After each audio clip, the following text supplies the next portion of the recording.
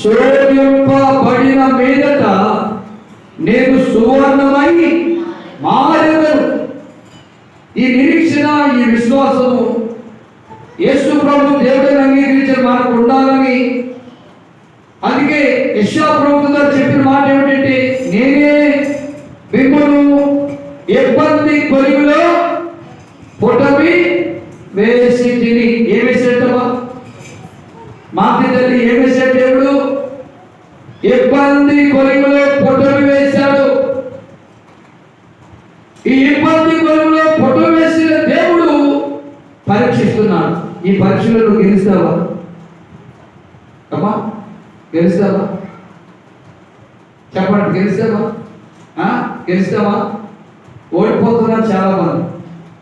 ప్రార్థన బాగానే చేస్తున్నారు, ప్రార్థనకి బాగానే వస్తున్నారు, ఎవరి కానీ దేవుడు ఇచ్చిన ఆశీర్వాదాన్ని బట్టి దేవుడికి ఇవ్వకుండా ఓడిపోతున్నారు మీరు.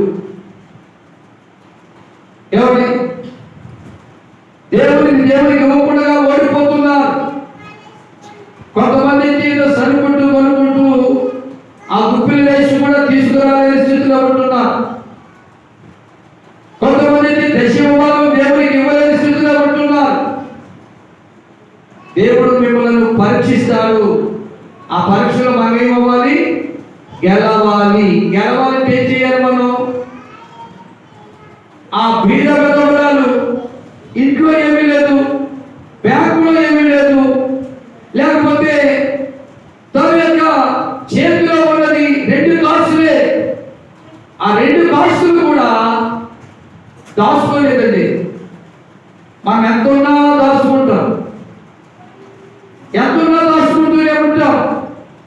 దేవుడికి ఇచ్చే మనసు లేదు, ఒక బీదకి ఇచ్చే మనసు లేదు, ఒక విధవరానికి ఇచ్చే మనసు లేదు, ఒక వృద్ధుడికి ఇచ్చే మనసు లేదు, ఒక అనాథుడికి ఇచ్చే మనసు లేదు, ఒక భిక్షమట్టుకునే వాళ్ళు కూడా ఇచ్చే మనసు లేదు. మన కడుపే మనకు దేవుడు. ఒక్కొక్కసారి దేవుడు పరీక్ష పెట్టినప్పుడు చాలా ఇబ్బందులు వస్తాయి. ఆ ఇబ్బందుల్లో మనం ఏం చేయాలంటే దేవుడి మీద ఆధారపడి, దేవుడి మీద విశ్వాసం ఉంచి, దేవుడికి మహిమార్థమైన పని చేసినప్పుడు అది చూసిన దేవుడు నిన్ను తప్పకుండా దీవిస్తాడు. ప్రాణం పోయేంత నష్టం ఉంది షడ్రకు, మెషకు, అబేద్నెగో వారి ముందు. ఆయన కానీ జంకారా? ఆయన కానీ ఎవరిని వారు వెరికేజ్ వేశారా? ఎవరిని వెరికేజ్ వేశారా? వెరికేజ్ వేయలేదు, దాక్కలేదు, ధైర్యంగా నిలబడ్డారు. ఆదివారం రోజే దేవుడు నిన్ను పరీక్షించడానికి ఒక రోగం పెడతాడు. ఏమంటారు? తట్టుకునే రోగమే. ఇక దొంగ నీకు మా తమ పాత్ర మాని ఏంటో దొంగ. ఆ వంకలో వంక పెట్టుకుని ఉంటే నీవు ఆశీర్వాదాలు పొందలేవు. ఏ రోగం వచ్చినా, ఏ తెగులు వచ్చినా, ఏ జబ్బు వచ్చినా, ఏ బాధ వచ్చినా, ఏ సమస్య వచ్చినా, నేను మాత్రం ఆదివారం ఆజ్ఞ ప్రకారం దేవుని మందిరానికి వెళ్ళాలని విశ్వాసంతో దేవుడి మందిరానికి వచ్చినప్పుడు నీ శరీరంలో రోగాన్ని తొలగిస్తాడు దేవుడు. దేవుడి స్తోత్రం చెప్పండి. హల్లెలూయా. నీ శరీరంలో వ్యాధిని తొలగిస్తాడు. ఎందుకంటే ఇంటిగా ఉండకుండా, హాస్పిటల్కి వెళ్ళకుండా ఆదివారం రోజు నేను దేవుడి మందిరంలో కనబడాలి, నేను దేవుని ఆలయంలో కనబడాలి, ఇది దేవుని ఆజ్ఞ, దేవుని చిత్తాన్ని నెరవేరిస్తే దేవుడు ఏదైనా బాగు చేస్తాడని విశ్వాసంతో వచ్చినప్పుడు దేవుడు నీ జీవితంలో గొప్ప కార్యం చేస్తాడు. అలాంటి విశ్వాసంతోనే షడ్రకు, మెషకు, అబేద్నెగో వారు ఎవరి రాజు పక్కన దేవునికే మొక్కారు. ఈ 4 రోజులు లేకపోతే ఈ 10 రోజులు లేకపోతే ఈ సంవత్సరం రోజులు మౌనం ఉంటే పోదా, ఈ కష్టం ఎందుకు అనుకోలేదు. ప్రతిరోజు దేవుని ఆరాధించాలి, ప్రతిరోజు దేవుని స్తుతించాలి, ప్రతిరోజు దేవుని గణపరచాలని నిరీక్షతో ఉన్నారు. ఎవరు చెప్పారు? వచ్చి అడిగాడు. కరెక్టే చెప్పారు, నిజమేనయ్యా, మనుషులు దేవుడు కాదు, స్త్రీ పురుష కలిగిన పుట్టిన మనుషులు దేవుడు కాదు, భార్య చేసుకుని పిల్లల కన్నా మనుషులు దేవుడు కాదు.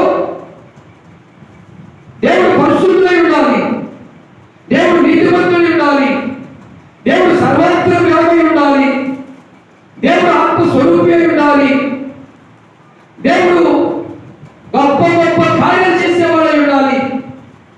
నువ్వెలాగవుతావు?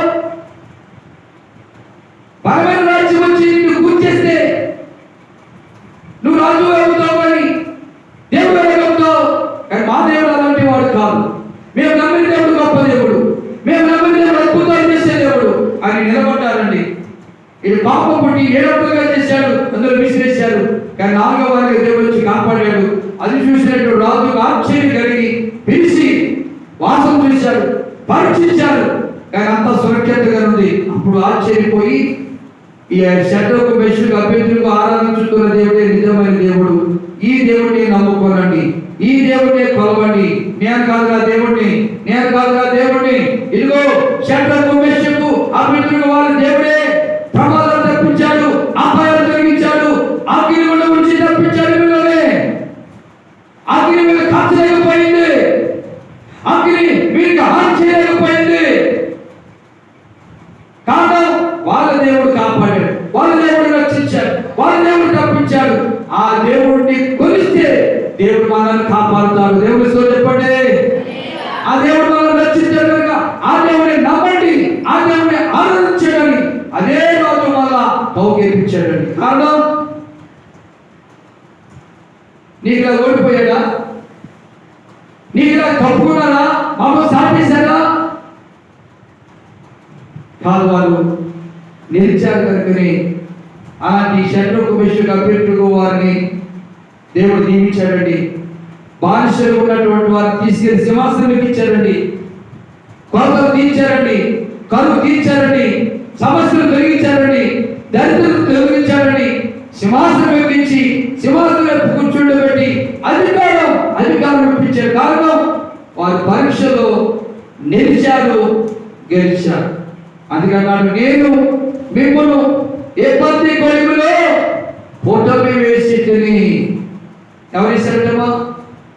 కాబట్టి ఇబ్బందులు వచ్చినప్పుడు, శ్రమలు వచ్చినప్పుడు, కరువులు వచ్చినప్పుడు, శోధనలు వచ్చినప్పుడు, రోగాలు వచ్చినప్పుడు ప్రార్థనలు మానేసి, దేవుని సన్నిధిని మానేసి అక్కడక్కడే ఉండి ఆవుని ఊరి తిరిగి హాస్పిటల్కి వెళ్ళేవారుగా ఉండకండి.